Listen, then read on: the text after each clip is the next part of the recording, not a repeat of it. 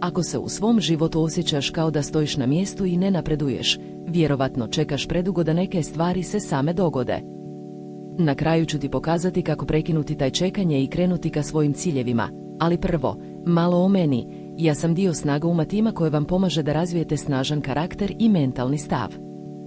Kad smo mladi, često imamo visoke ciljeve i snažnu želju za promjenom svijeta, ali kako odrastamo, mnogi od nas gube taj entuzijazam i počinju čekati da se stvari same dogode. Ali, postoji jedan velik problem sa čekanjem. Ono nas prisiliti da gubimo vrijeme i živimo živote koji nisu naš. Zbog toga ćemo razgovarati o 10 stvari koje čekaš predugo i koje ti sprečavaju da dostigneš svoje ciljeve. Prva stvar koju čekaš predugo jeste savršen trenutak. Mnogi od nas čekaju savršeni trenutak da krenu sa novim poslom, projektu ili idejom, ali taj trenutak ne postoji. Svaki projekt ima svoje rizike i nesigurnosti, ali ako čekamo dovoljno dugo, taj projekt nikad neće biti realiziran. Druga stvar koju čekaš predugo jeste dovoljno novca. Mnogi od nas misle da im treba više novca da bi mogli započeti sa nečim novim, ali istina je da sa malo kreativnosti i upornosti možemo postići mnogo i sa ograničenim resursima. Treća stvar koju čekaš predugo jeste dovoljno vremena. Vrijeme je jedna od naših najvrednijih resursa, ali mnogi od nas ga troše na stvari koje nisu bitne za naše ciljeve. Ako želimo postići nešto, moramo biti selektivni sa vremenom i fokusirati se na stvari koje su zaista važne.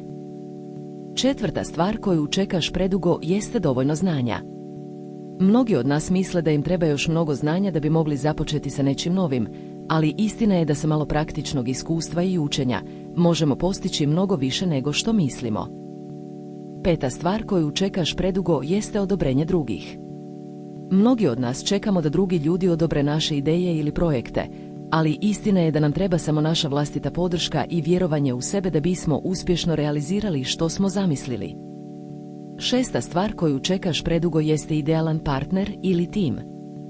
Mnogi od nas misle da im treba savršeni partner ili tim da bi mogli postići svoje ciljeve, ali istina je da sa dobrim komunikacijom i saradnjom možemo postići mnogo čak i sa ljudima koji nisu savršeni.